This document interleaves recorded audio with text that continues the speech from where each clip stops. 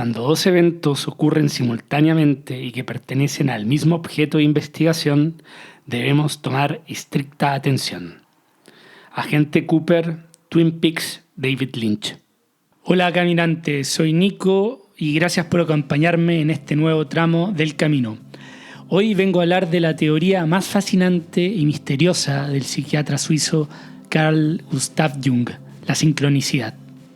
Voy a hablar de casos en que la causa y efecto desaparecen, de coincidencias entre la psiquis y el mundo físico, entre lo micro de la mente y lo macro del cosmos. Específicamente voy a hablar del ensayo Sincronicidad como principio de conexiones acausales publicado por el psiquiatra Carl Gustav Jung. Espero que disfruten el programa. Y empezaba con esa frase del magistral personaje del Agent Cooper de Twin Peaks, porque este podcast sí está de luto con la partida de David Lynch, uno que está profundamente anclado en el mundo inconsciente, uno de los magos de nuestra época, al cual le voy a hacer un homenaje más acabado como debe ser en un próximo episodio, pero que sirve para ilustrar la coincidencia, la sincronicidad. Y empecemos directamente con un ejemplo. Jung, psiquiatra, estaba tratando a una paciente de esas positivistas y escépticas a todo lo que se encuentra fuera del campo de la ciencia. Su magnífica educación y su condición de sabelotodo le impedía hacer progresos a Jung sobre sus problemas psicológicos, que él, en este caso, no desclasifica. Jung chocaba y chocaba con su racionalidad de las terapias, lo que le impedía avanzar, por lo que se limitaba a la esperanza de que le pasara algo inesperado y irracional a su paciente, que pudiera así abrir una ventanilla a ese reducto del inconsciente. Un día estaba sentado de espaldas a la ventana escuchando su discurso. Esa noche, ella había tenido un sueño impresionante en el que alguien le regalaba un escarabajo de oro, una joya muy valiosa, que si piensan es muy parecido a la pelota alada del Quidditch de Harry Potter. Mientras me contaba el sueño, oí como algo golpeaba suavemente a la ventana que tenía a mi espalda. Me volví a la ventana y vi que era un insecto bastante grande que chocaba desde afuera contra el cristal, intentando meterse en la habitación oscura, lo cual me pareció extraño. Abrí enseguida la ventana y cacé al insecto al vuelo.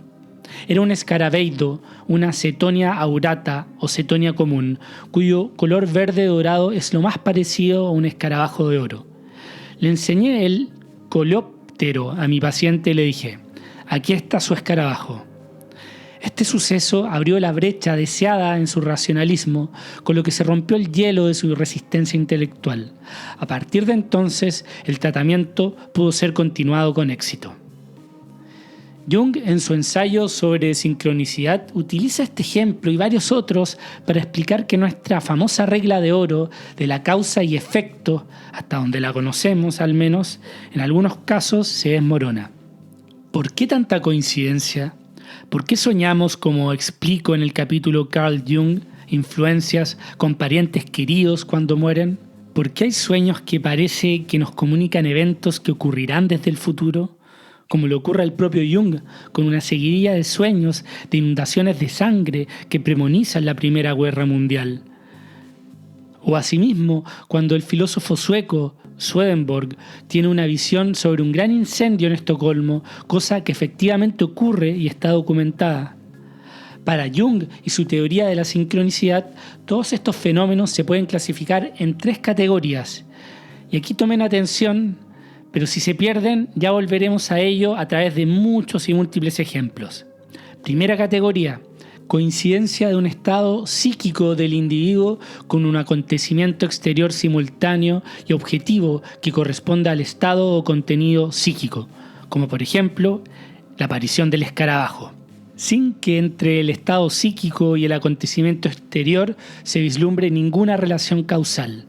En este caso, el individuo es el paciente de Jung y el evento exterior, la llegada del escarabajo dorado a la sala del paciente. Todo esto de manera simultánea.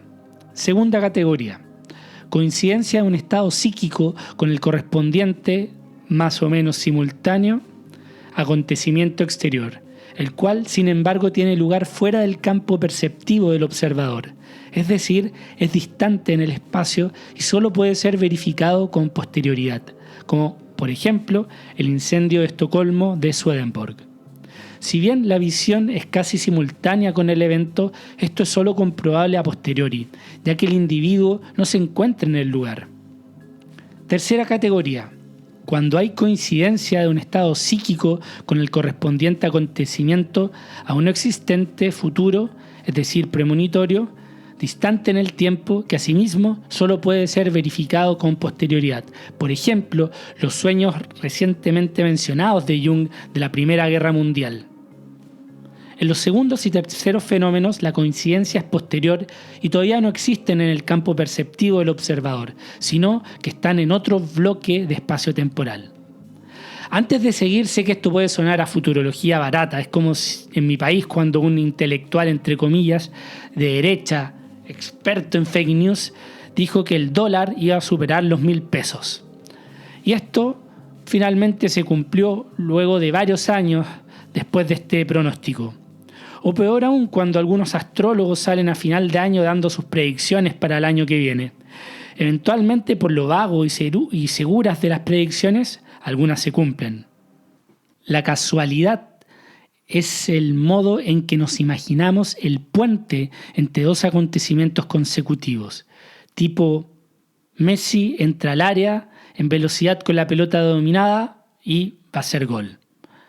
La sincronicidad, en cambio, designa el paralelismo temporal y de sentido entre aquellos acontecimientos psíquicos y psicofísicos que nuestro conocimiento actual no ha sabido reducir a un principio común. Y aquí quiero parar porque Jung es bastante humilde y cauto. Él ve un patrón que hasta ahora, y todavía el 2025, no se ha sabido reducir a un principio común.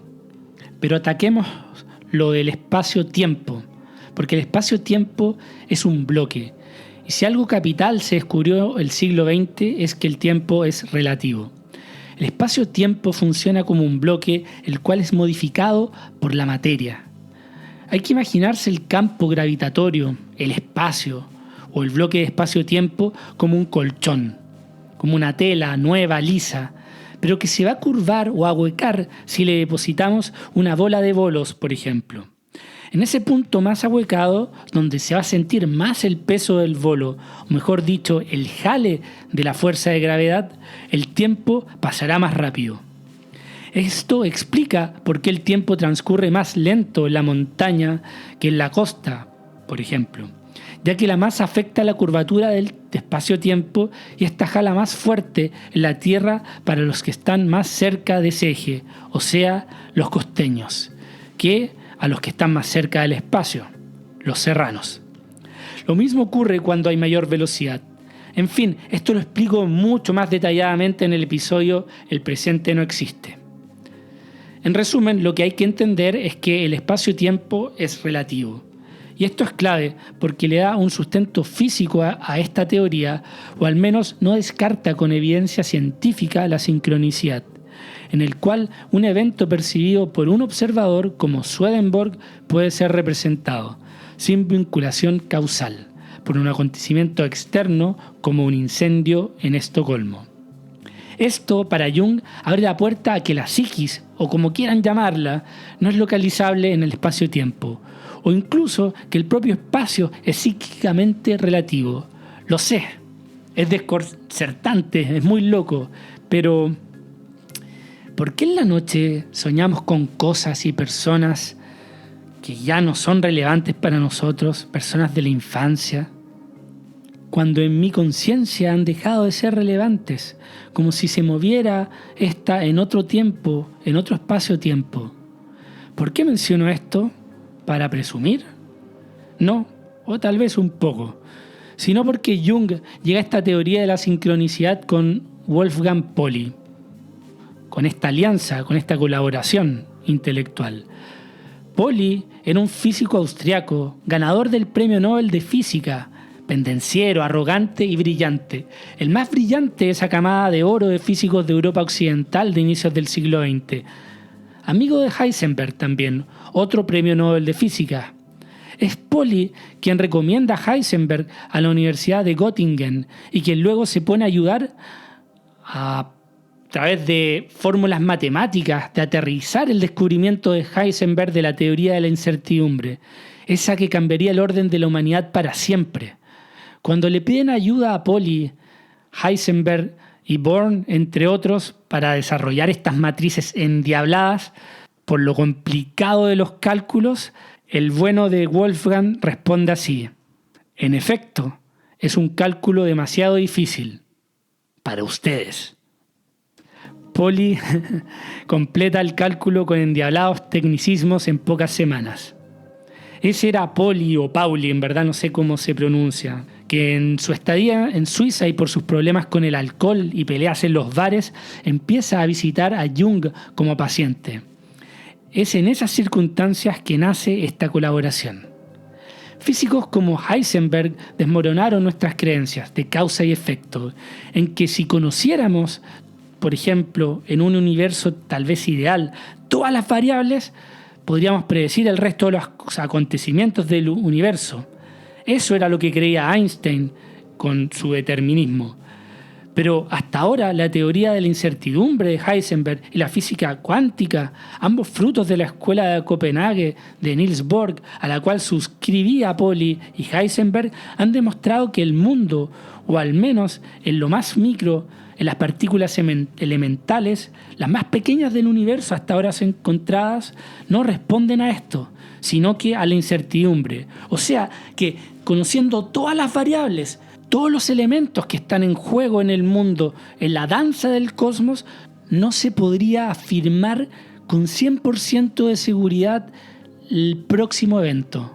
Nada es 100% predecible.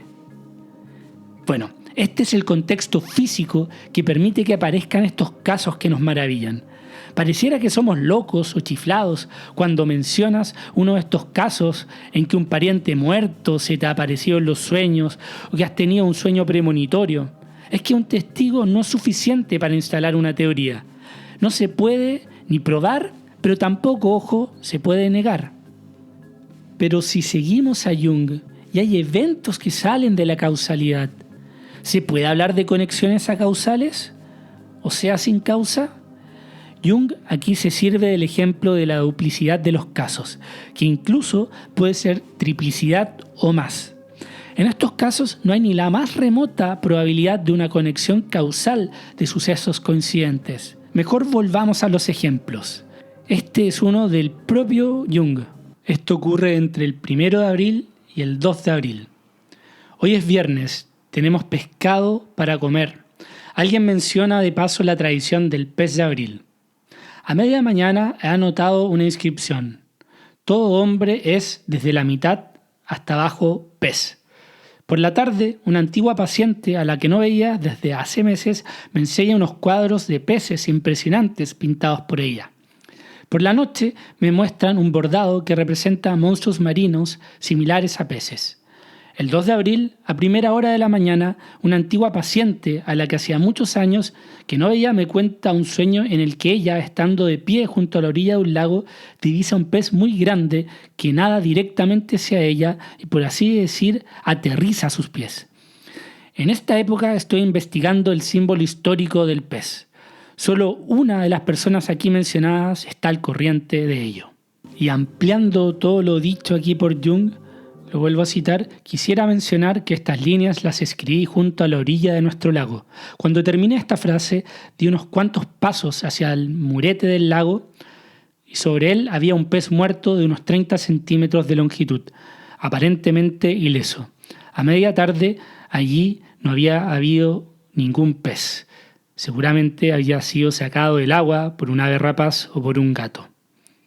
Este era el 7º pez de la serie. ¿Coincidencias? Tal vez. Improbable, absolutamente. Sigamos con los ejemplos.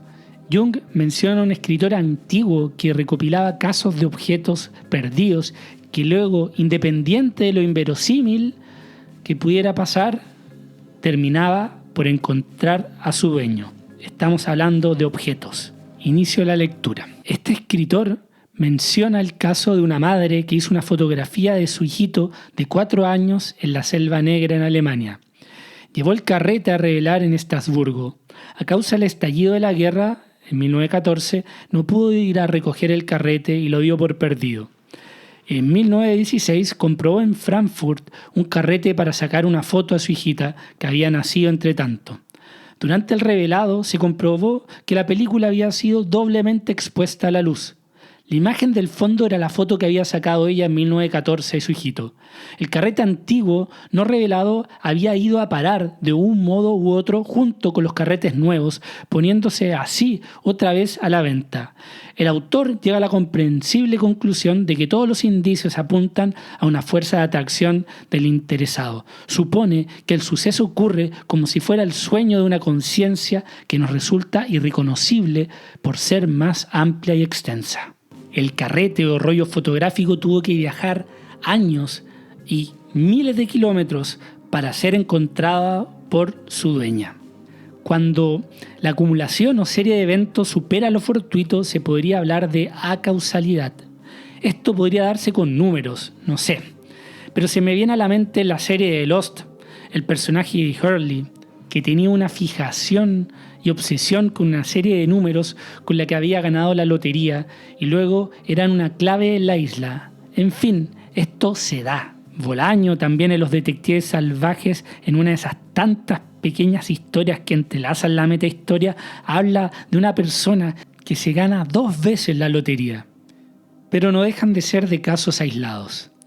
Jung, para salir de estos casos, busca en un experimento llamado Rine, inventado por, sí, adivinaron, por Mr. Rine, en la década de 1930, por este científico en la Universidad de Duke, en Estados Unidos, en que realiza un experimento para estudiar si las personas pueden adivinar o predecir cosas más allá del azar, lo que se conoce como percepción extrasensorial.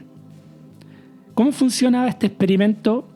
Rine usó cartas llamadas Zener Cards, que tienen 5 símbolos simples. Un círculo, un 2 una cruz, 3 líneas onduladas, 4 un cuadrado y 5 una estrella. El experimento era simple. Persona A, digamos Antonio, miraba las cartas, barajaba las cartas o las seleccionaba al azar, sin mostrárselas a la persona B, digamos Bernardita. Luego, Bernardita intenta adivinar qué símbolo había en la carta que había elegido Antonio y se anotaban así los aciertos y se comparaban con lo que se esperaría simplemente si fuera al azar. ¿Qué descubrió Rine? Que si alguien adivinara al azar, acertaría el 20% de las veces. La probabilidad de acertar es 1 entre 5 opciones. Son meras probabilidades. Pero algunas personas parecían tener un número mayor de aciertos, como si supieran o sintieran cuál era la carta, sin ninguna explicación lógica.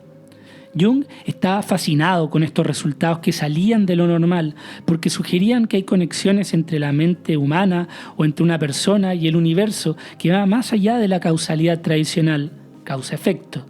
Hay que precisar que estos eran experimentos en que se hacían series de 800 tandas, o sea, se intentaba adivinar 800 veces seguidas las cartas, siempre con la misma persona. En el experimento en que participaron muchas personas se arrojó un promedio de 6,5 aciertos por cada 25 cartas, o sea, 1,5 veces mayor que el 20% en 25 tandas.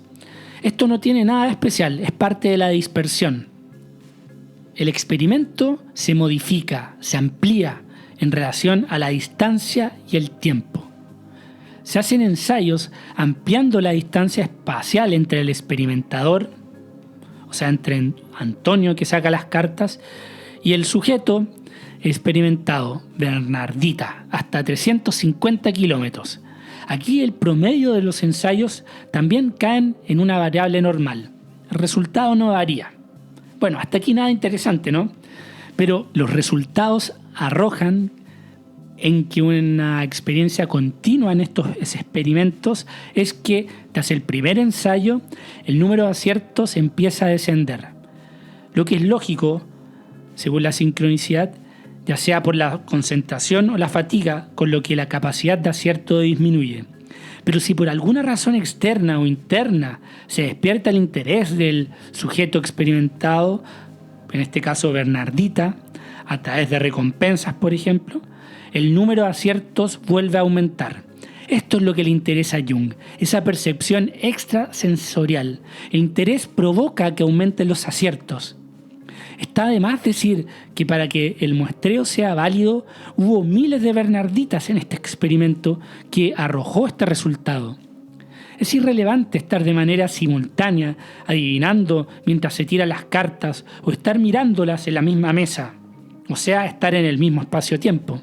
Pero lo que sí pesa en el resultado es como si mirando hacia adentro o hacia la psiquis, observándose a sí mismo, en la concentración, en la imaginación, es decir, en las ocurrencias en las que se manifiesta la estructuración de lo inconsciente, y así a través de arquetipos que actúan, que configuran los procesos anímicos inconscientes. Estos arquetipos tienen una carga específica, es decir, se desarrollan efectos luminosos o espirituales o mágicos que se manifiestan como afectos. Según Jung, la sincronicidad es cuando dos eventos coinciden de manera significativa, aunque no haya una relación causa-efecto entre ellos, una especie de simultaneidad. En este caso, el experimento Rhine podría ser un ejemplo. ¿Por qué algunas personas adivinan tantas veces? Jung creía que esto no era casualidad, sino una señal de que existe un principio más profundo que conecta nuestra mente con el mundo. ¿Es esto prueba de la sincronicidad? No exactamente. El experimento ha sido cuestionado porque no siempre se puede repetir con los mismos resultados. Pero Jung no buscaba probar científicamente la sincronicidad, sino mostrar que nuestra experiencia del mundo incluye conexiones significativas que no siempre tienen una causa visible. Es como cuando estás pensando en un amigo al que no ves hace años y justo te llama en ese momento. ¿Casualidad? ¿O es algo más que conecta tus pensamientos con la acción de este amigo? El experimento Rhine es una forma de explorar científicamente esa idea, que podría haber, entre comillas, algo más que conecta mentes y eventos, aunque no podamos explicarlo con las leyes tradicionales. Pasemos a otro experimento que hace Jung, como el de Rhine, con muestreos estadísticos que intentan probar estas anomalías no en casos aislados, sino en grandes grupos. ¿De qué se trataba este experimento? Jung quería investigar si las relaciones entre las personas, en este caso entre esposos, tenían algún vínculo con la astrología.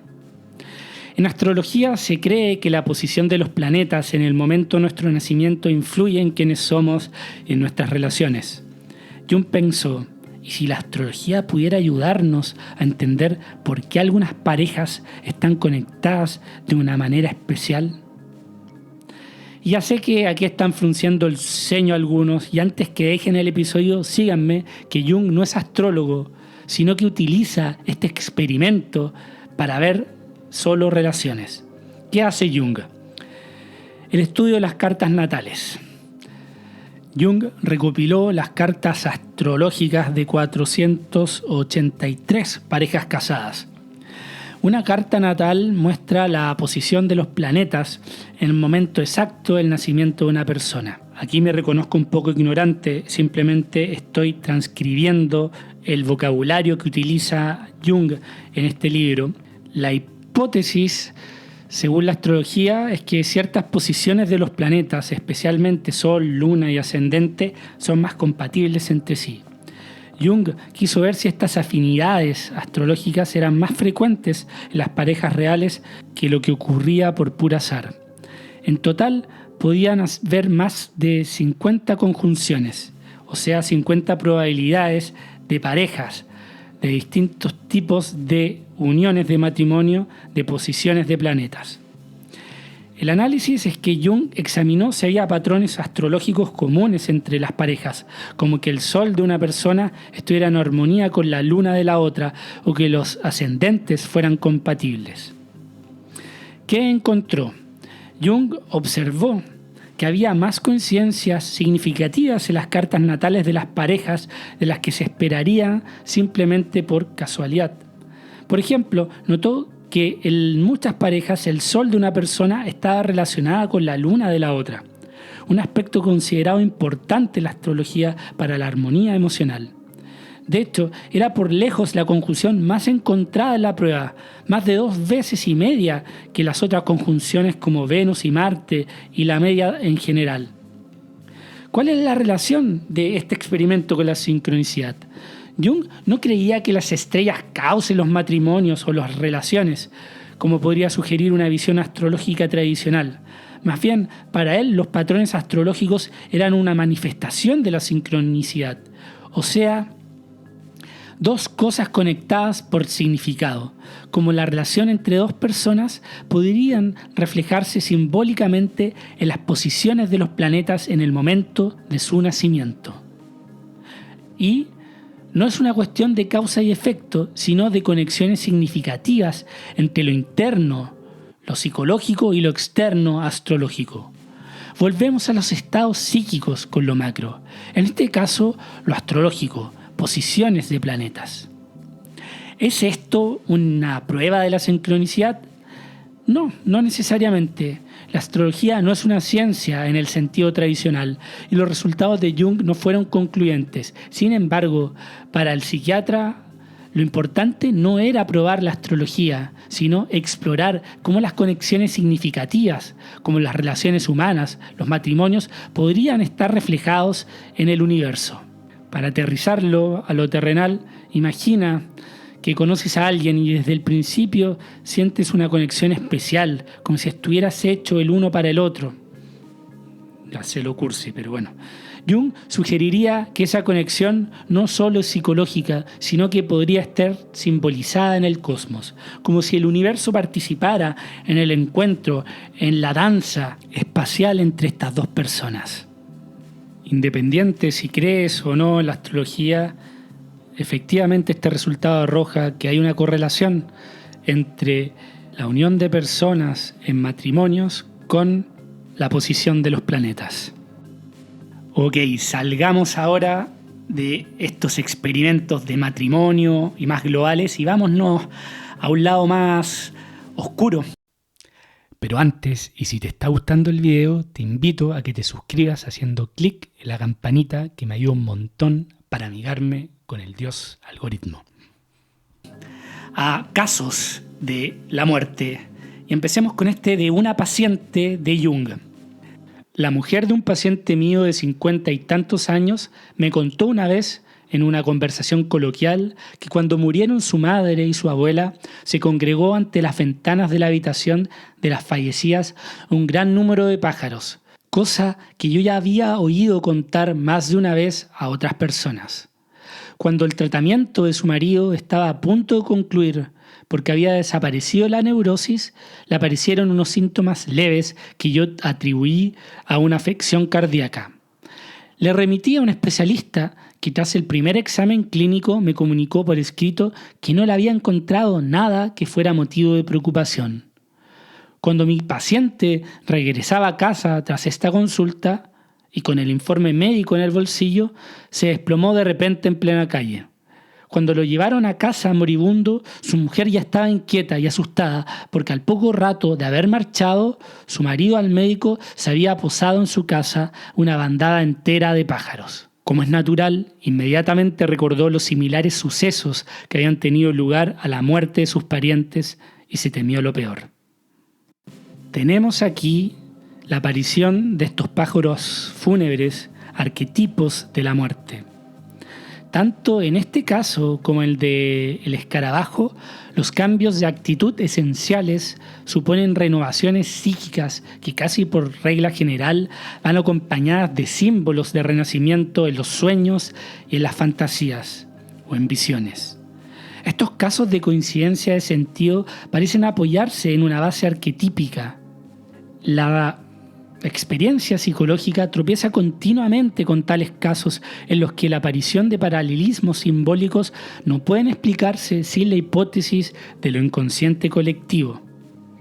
Estos casos de coincidencia de sentido, como mencionaba en el caso del experimento Rine, parecen apoyarse en una base arquetípica, y es cuando hay mayor interés, hay mayor manifestación, o sea, se deduce que el factor emocional desempeña un papel significativo.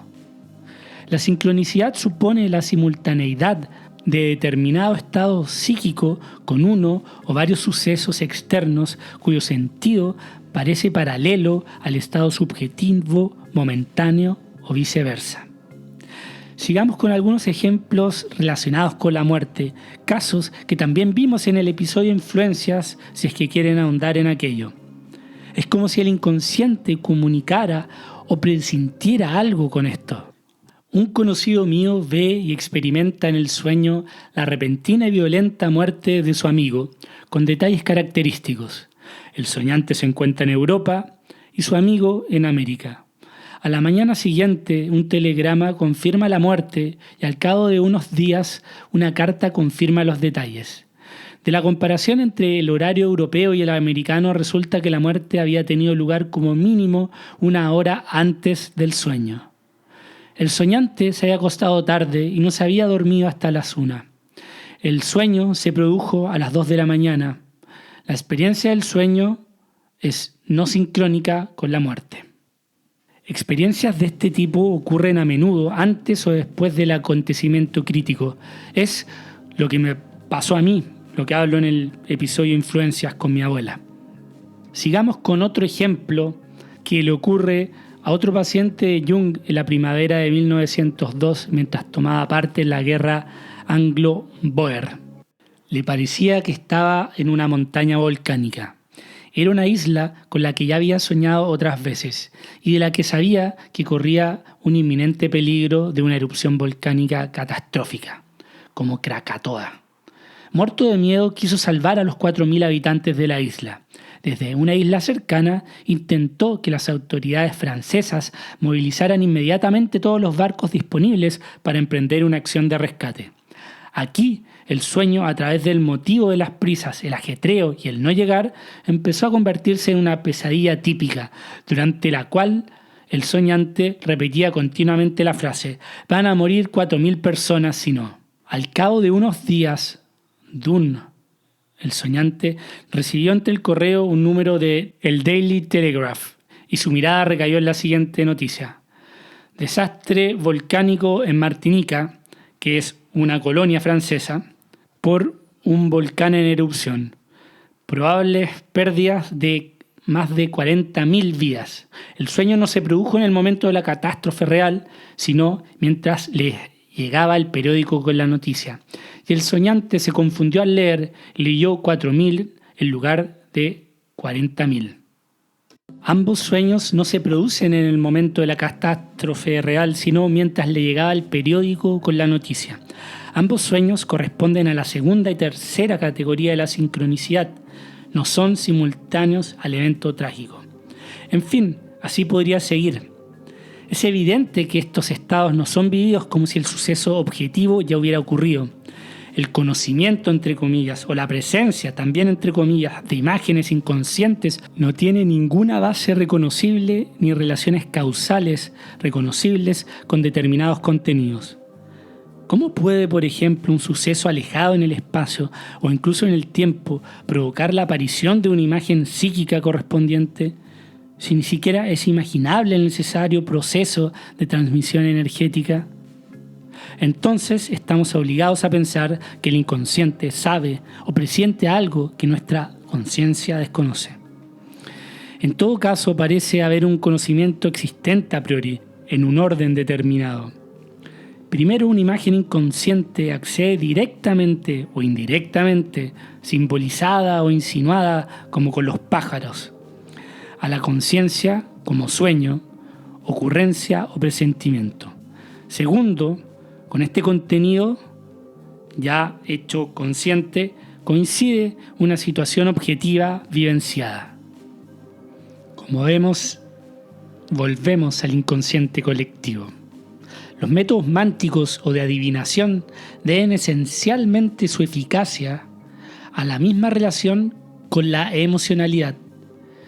A base de entrar en contacto con una predisposición inconsciente que provoca interés, curiosidad, expectativa, esperanza y temor, y con ello la correspondiente preponderancia de lo inconsciente. Las potencias, los gatilladores de lo inconsciente son los arquetipos, que son manifestaciones del inconsciente colectivo, como pasaba con el caso del escarabajo y de los pájaros negros. Y este inconsciente colectivo no podemos localizarlo en uno u otro individuo en su totalidad. Lo encontramos en todas partes. De lo que parece suceder en lo inconsciente colectivo manifestado en un individuo aislado a través de arquetipos, nunca se puede decir con seguridad si sucederá también en otros individuos o en otras situaciones. Aquí volvemos a la visión de Swedenborg del incendio en Estocolmo. Pareciera que algunos individuos tienen un umbral más bajo de conciencia que les permite ceder al conocimiento absoluto. De ahí vienen las visiones, las imágenes en los sueños. Fellini decía modestamente que su psiquiatra le había dicho que él era uno de ellos, lo cual le permitía acceder a esas imágenes. David Lynch seguramente era otro de ellos. Que en paz descanse. ¡Qué hora! ¡Qué hora! Y ese conocimiento se encuentra en un continuum espacio-temporal, en que el espacio ya no es espacio y el tiempo ya no es tiempo. Esto no es inventar nada, sino estirar la teoría de la relatividad en la física en el ámbito de la psiquis. No es nada nuevo tampoco. En el taoísmo, dice Jung, en la antigua China ya se creía en que el principio universal se encuentra también en la parte más pequeña. Por eso concuerda con la totalidad, pues el hombre como microcosmos contiene las imágenes de la naturaleza, es decir, que siendo de las partes más pequeñas de la creación, contiene a su vez la totalidad, lo micro y lo macro son lo mismo. Y la idea de que el microcosmo, o sea nosotros, posiblemente otros animales o criaturas o cosas que contienen las imágenes de toda criatura, representen lo inconsciente colectivo, es ese espíritu que todo lo penetra, es decir, que da forma a todo, según Agripa de Nettesheim, un filósofo ocultista alemán que cita Jung. Esta correspondencia, por así decirlo, entre lo exterior con lo interior, entre lo físico con lo psíquico, tenía espacio hasta inicios del siglo XIX, cuando los principios de causalidad, las reglas de la mecánica de la física newtoniana, infalibles, que permitieron erigir la sociedad moderna, construir las máquinas de vapor, erigir los edificios, fabricar aviones, demostraban ser infalibles. Pero eso cambia cuando se descubre que esas reglas no se cumplen en el mundo micro, en el mundo cuántico. Jung y Pauli retoman esa tradición del mundo mágico, entre comillas, que había sido abandonada. Vuelven a abrir ese altillo empolvado por los avances de la ciencia positivista y deterministas de siglos y siglos que se había tomado toda nuestra casa. Es esa la sincronicidad. Y no es que el cocodrilo que atrapa a un hombre mientras se está bañando en un río sea enviado por un brujo.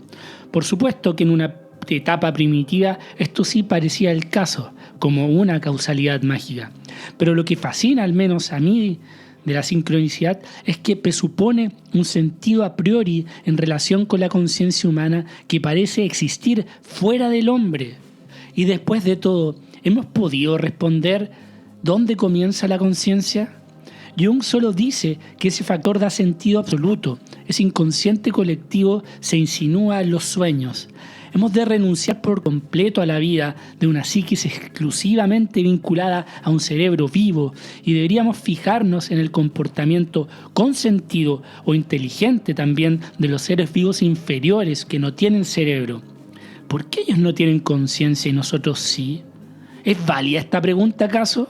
El saber absoluto, es decir, el conocimiento no transmitido por ningún órgano sensorial, o sea, ni por la vista, ni por el oído, ni por el olfato, por ejemplo, y que caracterizará al fenómeno sincronístico sobre la existencia de un sentido absoluto. Mejor volvamos con los ejemplos. En contra de toda expectativa, una lesión cerebral grave que llegue incluso a la muerte cerebral no siempre tiene como consecuencia una falta de conciencia. Sí, tal como lo escuchan. Y esto, sí, lo dice Jung en los años 50, pero también es observable y hay casos, como lo dice el psiquiatra Christophe Faure del 2025, en que menciona casos de personas con muerte cerebral absoluta, que a pocos minutos de fallecer, increíblemente en contra de toda la ciencia de la causa y efecto, se despiertan y pueden tener unas últimas palabras, por lo general muy serenas y tranquilas, solo para luego morir en tranquilidad. Jung menciona que en estos estados de cercanía a la muerte, el lesionado por lo general cree sentirse elevarse en el aire la postura en la que estaba en el momento de la lesión. Quien estaba de pie se eleva de pie, quien estaba tumbado se eleva tumbado y quien estaba sentado se eleva sentado y así.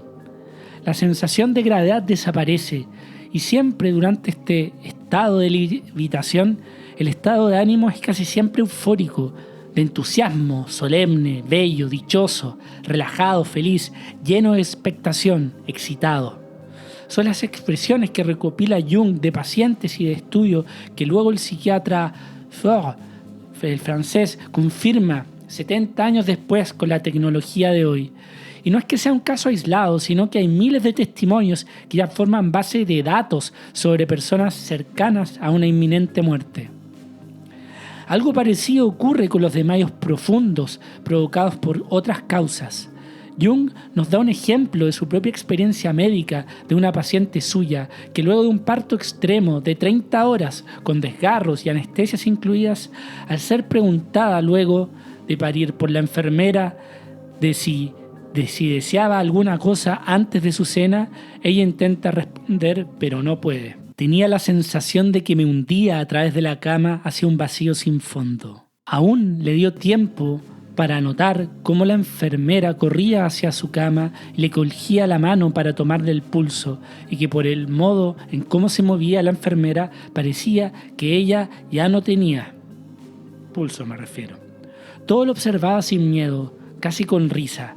Eso fue lo último que recordaría antes de que pasara un tiempo indeterminado. Lo siguiente era que ella, sin sentir su cuerpo ni la posición del mismo, miraba hacia abajo desde un punto del techo de la habitación. Y dándose cuenta de todo lo que pasaba en la habitación, se vio a sí misma tumbada en la cama, blanca como la tiza y con los ojos cerrados. Y con el médico nervioso moviéndose de un lado a otro. Sus familiares entraron por la puerta y se asustaron. Ella pensaba que era una tontería tanta preocupación, que pronto se recuperaría. Pero a todo esto presentía que a espalda suya había un paisaje precioso, similar a un parque de un colorido muy vivo, donde destacaba una ladera en una pradera de un verde esmeralda con una hierba muy corta que daba acceso al fondo a una verja por la que se podía entrar en el parque. Era primavera y la hierba estaba cuajada de flores como nunca antes había visto. El paisaje estaba bañado por los rayos del sol y todos los colores tenían un brillo indescriptible. La ladera estaba flanqueada a ambos lados por unos árboles de color verde oscuro. Le daba la sensación de que la pradera era un claro en medio de una selva virgen jamás pisada por el hombre. Yo sabía que aquí estaba la entrada al otro mundo, y que si me daba la vuelta para mirarlo directamente, me sentiría tentada a atravesar la verja y salir de la vida. Ella en realidad no logró ver ese paisaje, pero sabía que estaba ahí. Sentía que nada le impediría cruzar esa verja, pero al mismo tiempo sabía que iba a recuperar su cuerpo y no iba a morir. Por eso el nerviosismo del médico y la preocupación de su familia parecían estúpidos y superfluos. Lo siguiente que pasó es que se despertó del desmayo en la cama y vio a la enfermera inclinada sobre ella. Al cabo de unas 15 horas recuperó la fuerza y le reclamó que el médico era un histérico e un incompetente. A lo que la enfermera le dijo que su comentario no tenía sentido, que ella había estado inconsciente todo ese tiempo. y que por lo tanto no había podido enterarse de nada.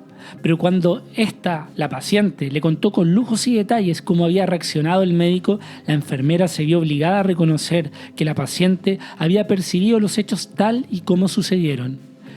Pese a haber padecido un genuino colapso cardíaco con un síncope causado por una anemia cerebral, como indicaban las máquinas y los signos externos. El ejemplo anterior, más los casos generales que mencionaba de levitación, en casos cercanos a la muerte, nos infieren un cambio de la localización de la conciencia, de una especie de separación del cuerpo, de la corteza cerebral o del cerebro, donde se presupone que se asienta el fenómeno de la conciencia.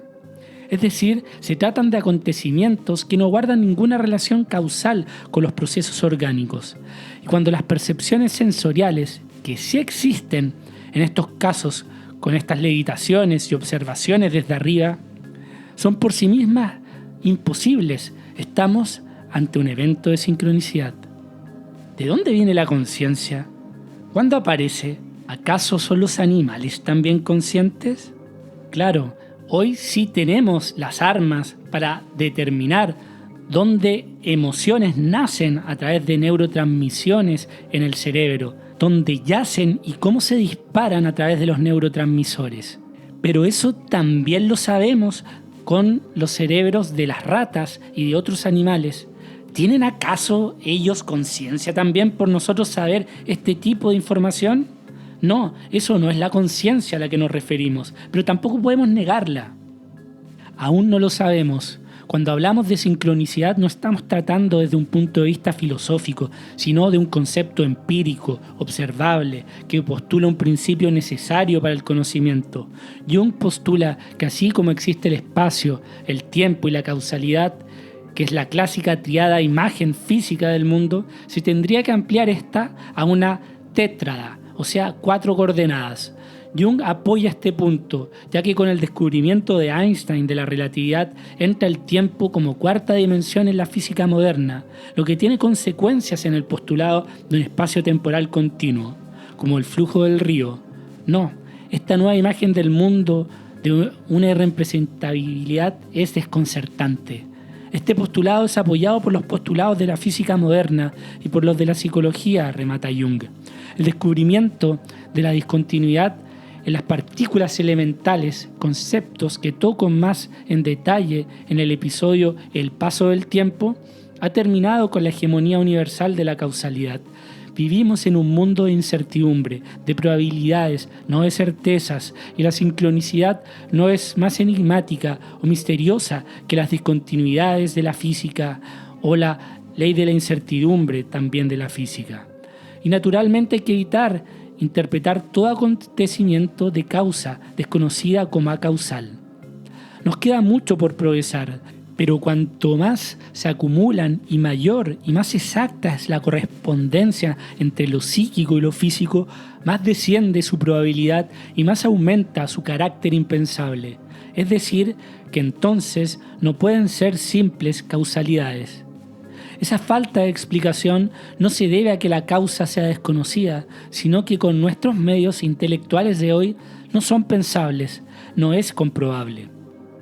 Por estas razones es necesario introducir junto al espacio, el tiempo y a la causalidad una otra categoría que no solo concibe los fenómenos de sincronicidad como una clase especial de sucesos naturales, sino que también conciba lo contingente por un lado como algo universal y existente desde siempre, y como la suma de numerosos actos de creación individuales en el tiempo.